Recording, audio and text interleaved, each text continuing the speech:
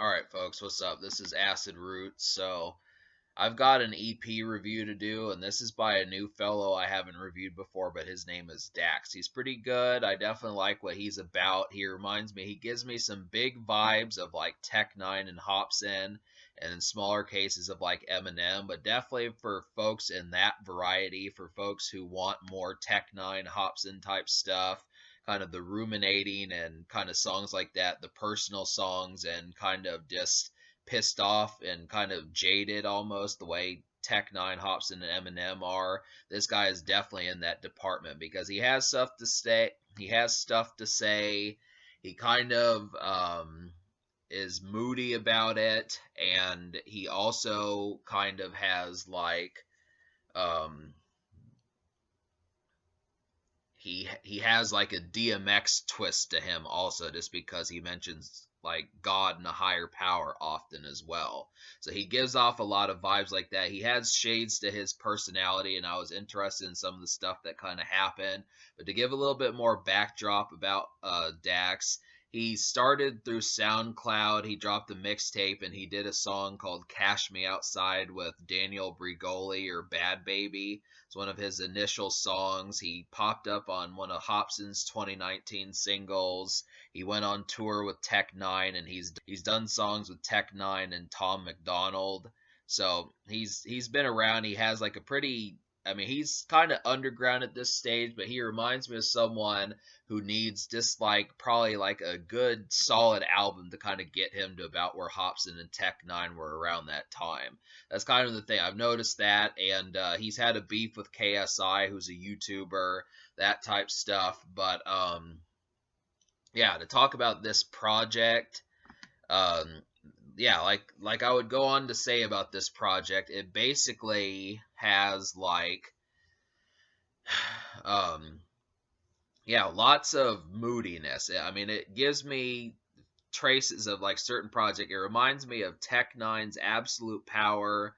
It reminds me of Eminem's Marshall Mathers LP, and it reminds me of Hopsin's like Gazing at the Moonlight, just without the horrorcore stuff. So that's three projects of that sort of stuff that it reminds me of. And the reasons why for that is because he really has a chip on his shoulder, and most people don't feel the need to tell you about their problems, but he kind of does that, which some of those rappers I've listed have gone on to do.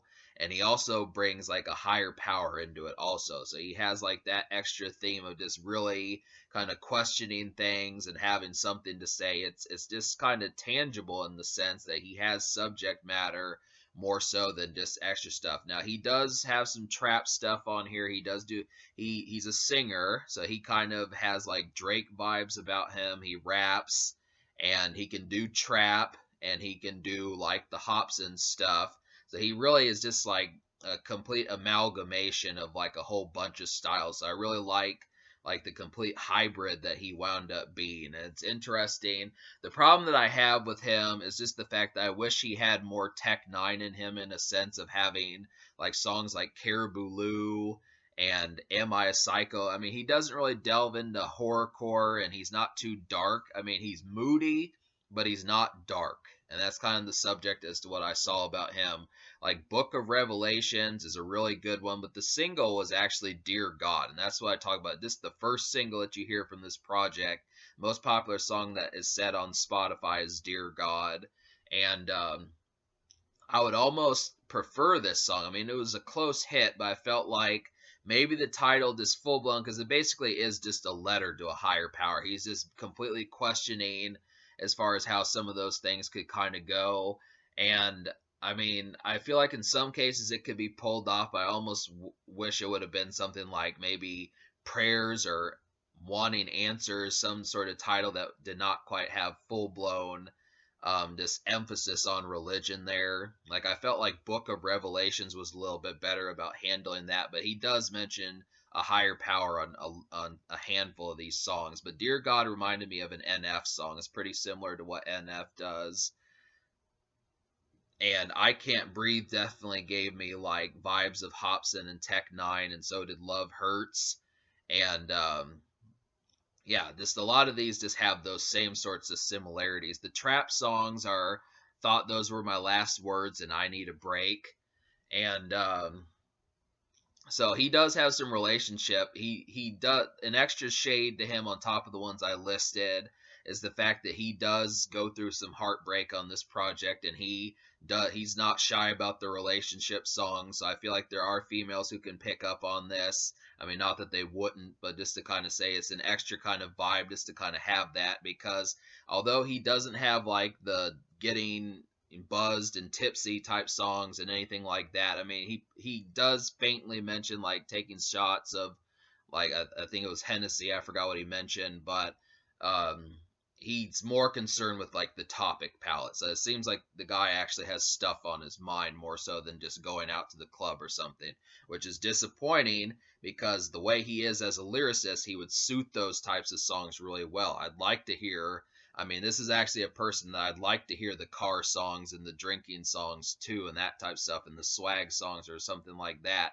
But I mean, that's why, like I said, I would prefer like a Tech Nine, more of a Tech Nine type vibe from him. But he definitely has like the Hopsin and Eminem stuff down, where he just generally has a chip on his shoulders. That's good. So I'm gonna go ahead and list the songs I recommend to you out of 7. So I Can't Breathe, Book of Revelations, Love Hurts, and My Heart Hurts. Now, all of these kind of have like different topic palettes. The Love Hurts and My Heart Hurts, I think you can tell, are kind of relationship kind of songs, but they're really kind of like moody and like almost depressing. He does that well. He really knows about like the ambience of just being kind of a scorned artist, and it works. I mean, that's that. I give that to him as a strength that Dax has, is the ability to kind of have like those songs where he is kind of bruised, and he takes that without the relationship side of things on I Can't Breathe. Now, this gave me vibes of Tech Nine. It really felt like he was kind of about cracking under pressure. I mean, it's an okay song to listen to, but I wish it would have kind of had like a different title or something, just to kind of just say like I'm stressed out or something like that, like like 21 Pilots. I feel like, I mean, but he implied very serenely that he was not having a good time on that song. And I mean, that's kind of the thing about it. Book of Revelations was like what I wish that Dear God would have been, but it's just better. I mean, it definitely has the context of kind of having like thought, this over this extra thoughts about the process that he's going through and stuff like that. It gives like some good vibes to kind of know about him and that sort of stuff. But for the most part, apart from ruminating, talking to or about God and relationship problems, there's not too many shades to Dax. It's kind of, I mean, it's interesting. He definitely has his character. I mean, his character is well intact. It's just the fact that I want more things in terms of like what he could talk about. He needs to not be so broken all the time.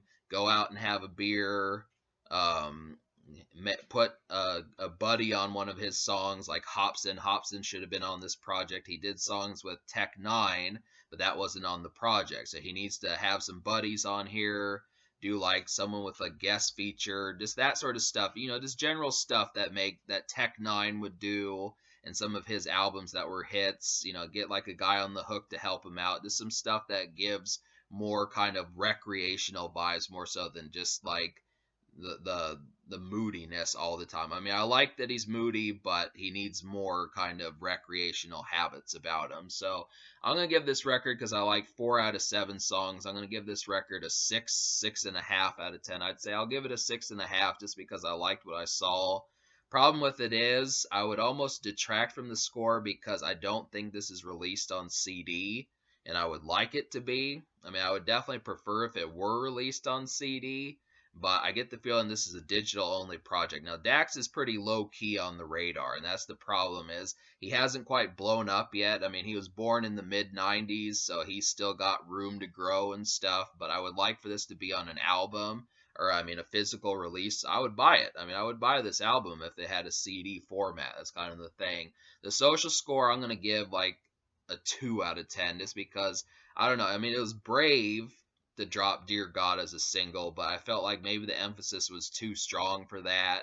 and he needed like a backup single to kind of push the project. I mean, it could have been a relationship song, but I would have preferred just like something about popping bottles, something that could have given like a sense of his, you know, jovial times and that sort of stuff. But I mean, like I said, this is a moody fellow here. So, but if you like Tech Nine, Hopsin, Eminem, this should be right up your alley.